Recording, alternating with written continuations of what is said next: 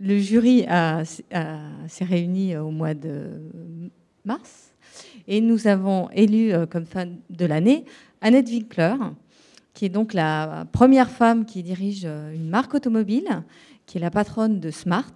Alors malheureusement, elle avait des engagements de très longue date, je crois, avec des analystes, si mes renseignements sont justes. Et donc, elle n'a pas pu se désengager. Elle a voulu assurer son emploi du temps. Je pense que c'était délicat de dire « je ne viens pas, j'ai un prix, c'est mieux ». Donc, elle nous a envoyé un film, une vidéo que nous allons voir.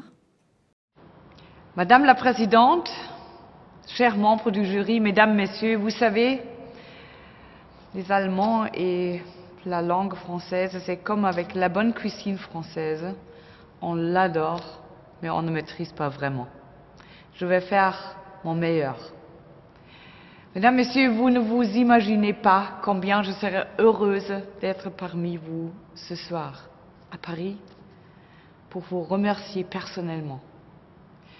Mais lorsque vous m'avez annoncé à ma grande surprise que vous m'aviez élue femme de l'année 2011, mon emploi du temps du 7 avril était déjà rempli depuis longtemps. Je n'avais malheureusement plus la possibilité de me libérer aussi rapidement que j'aurais voulu. Mais quelle chance qu'il existe aujourd'hui la vidéo. Et c'est pourquoi il me tient d'autant plus à cœur d'être un petit peu parmi vous par cette vidéo interposée et de vous exprimer combien je suis honorée de votre distinction, que je considère vraiment comme une récompense, oui, une distinction, un grand honneur, et combien je m'en réjouis. Un tout grand merci à vous tous. Je vous envie d'être à Paris maintenant, mais au moins en pensée, je suis maintenant avec vous et certainement je trinquerai à votre santé avec un verre de crémant d'Alsace parce que ça s'est produit près de notre usine à Hambach. Encore une fois, un très grand merci et mes meilleurs vœux à vous tous. Merci beaucoup.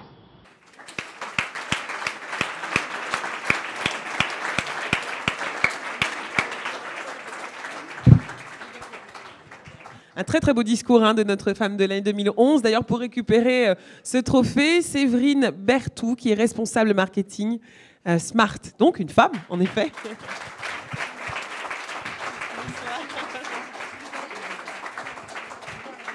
Ah, oui, bien sûr, absolument. Et c'est Alice qui transmet. Oh, qu'est-ce que c'est lourd! Oh.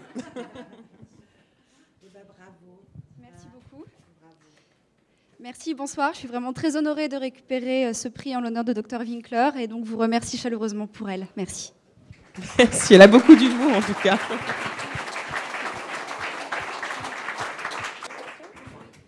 Alors là, le trophée de la communication va être remis et je crois que c'est Marie-Hélène qui doit le remettre.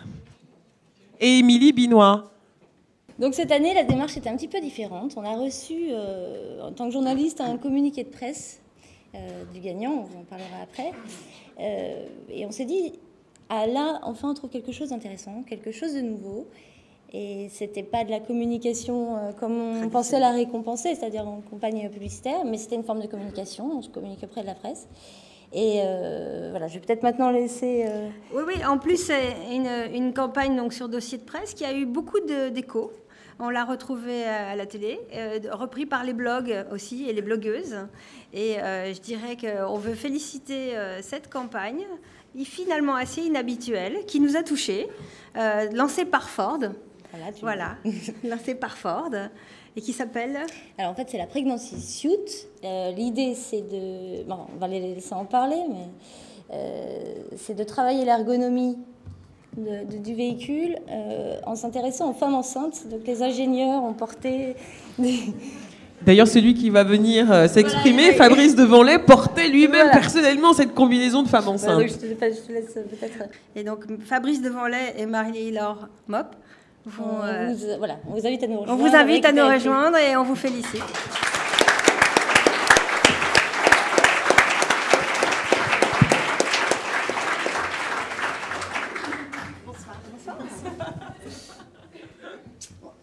ajouter qu'il y a eu une unanimité. Autant il y avait vraiment des débats sur les autres, autant sur celle-ci, cette campagne, il y a eu unanimité du jury. Et c'était aussi à Et je suis un peu déçue quand même que Fabrice n'ait pas porté ce soir la combinaison. Ouais.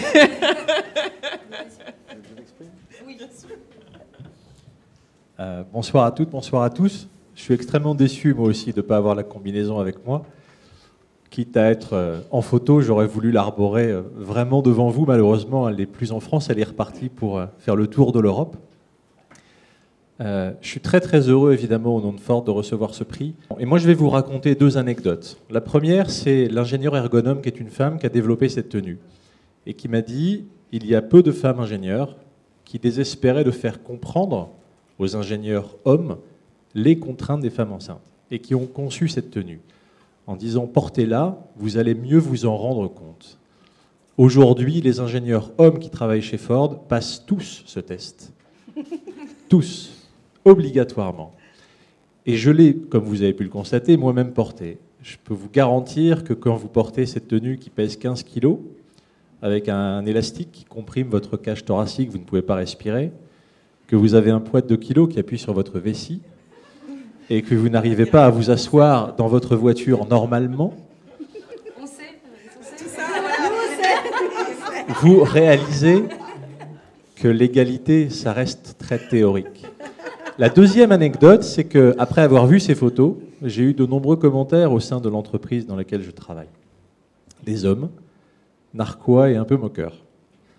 Et des femmes très sympathiques et très enthousiastes. Pour avoir moi-même expérimenté, je me suis rendu compte très vite que j'adoptais la gestuelle des femmes enceintes. Ça paraît stupide, mais c'est vrai. Je peux également vous dire que quand je l'ai retiré, je me suis senti beaucoup mieux. Mais vraiment, vraiment beaucoup mieux.